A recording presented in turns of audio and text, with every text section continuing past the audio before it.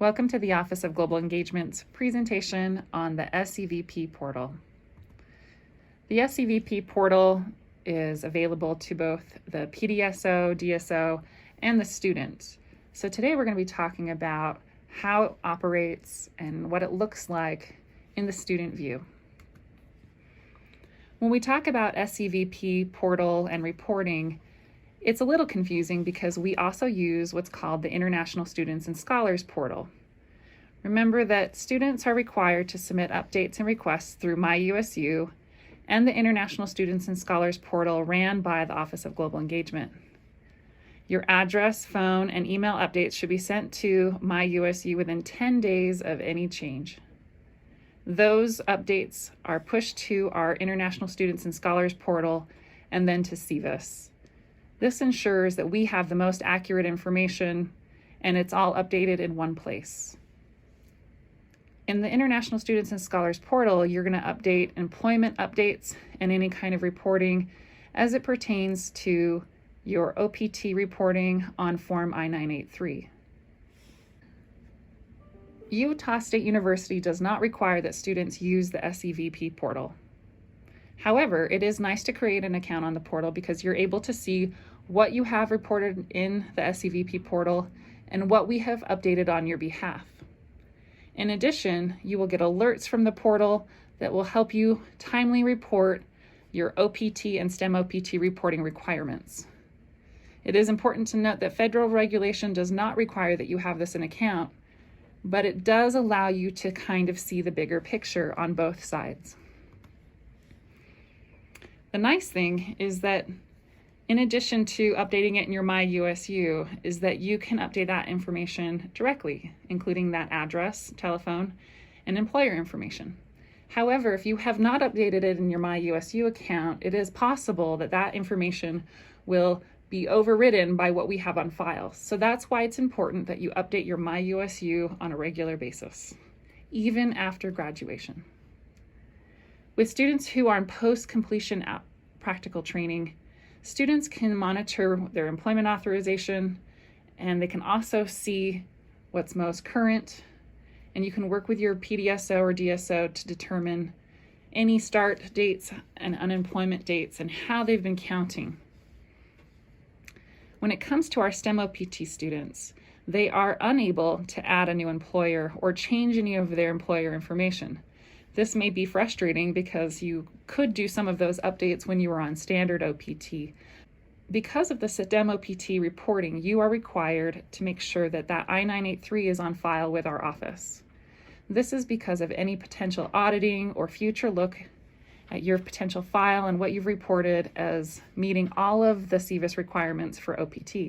We want to make sure we know where you're working, that you've completed that reporting and training plan, and that is on file.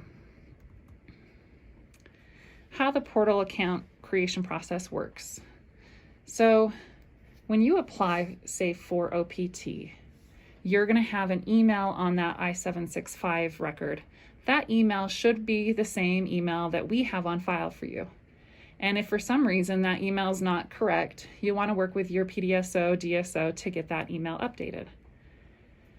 So after you submit that I-765 form and they reviewed your application for OPT or a STEM extension, you're going to get an approval.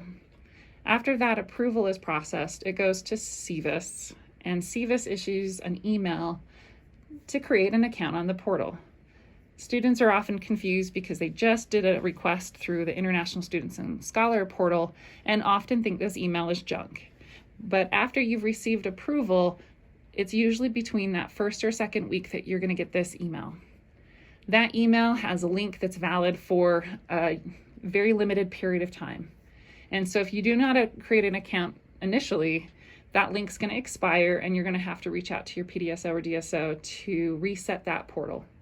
Again, it's not required that you create an account on the portal, but if you do want to, you have to do that in a timely manner. Account creation process. So again, we mentioned that you have to have an accurate email on file. That email on file, is going to be connected to your portal account. If you're having issues accessing that email, we're going to want to look at your SEVIS account to make sure that there are no spelling errors, that you're receiving that email. And then once we've updated your email address, you're going to probably have to reset and do that account creation process again.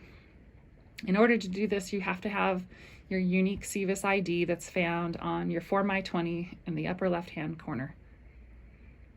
For questions about this process, Study in the States has a lot of information regarding OPT, but also the SEVP portal if you're having issues. You will get a variety of emails from the portal, including, the create account, if you need to reset or change your password, as well as if you've locked yourself out. If you've locked yourself out of your account, need to update that information, or you're doing any sort of STEM OPT reporting, you're going to need to work with your immigration advisor. Be sure to add these emails to your approved contact list because they will end up in your junk folder and you might miss some pertinent updates. The SEVP portal, again, requires your SEVIS ID.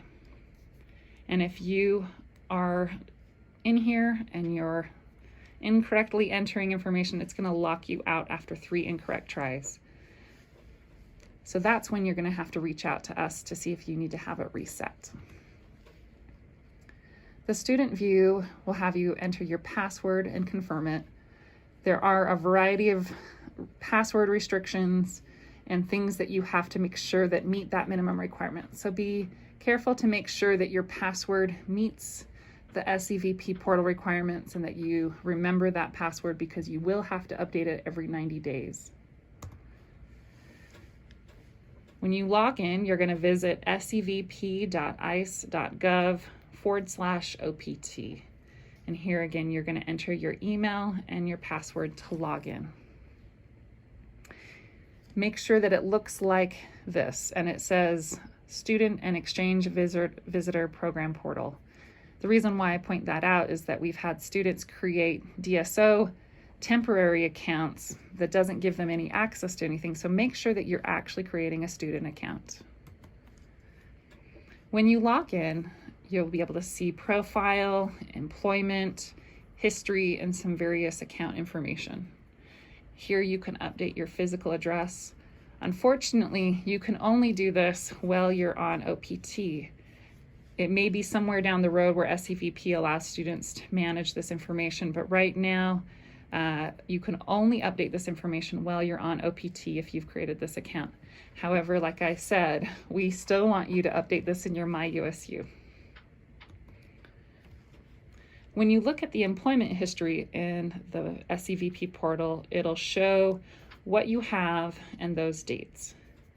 The reason why we often will talk to students about how they manage this account is that you don't want to violate any laws when it comes to reporting. For instance, when you're on STEM OPT, we are only able to authorize a full-time 40-hour week job. So if you're trying to work a full-time job and a part-time job while you're on STEM OPT, this is a violation of your employment because you have to have work that meets the minimum requirements on the I-983 form, and those employers must be over 20 hours. So just because you can update this information and you're able to enter it doesn't mean that it's legal. You want to be very careful about the work that you're reporting and what you're signing off on by updating this information. Because of some of these questions that come out of students reporting employment, this is why we encourage you to use the International Student and Scholar Portal so that we can review what you are submitting and ask any questions before we submit improper employment.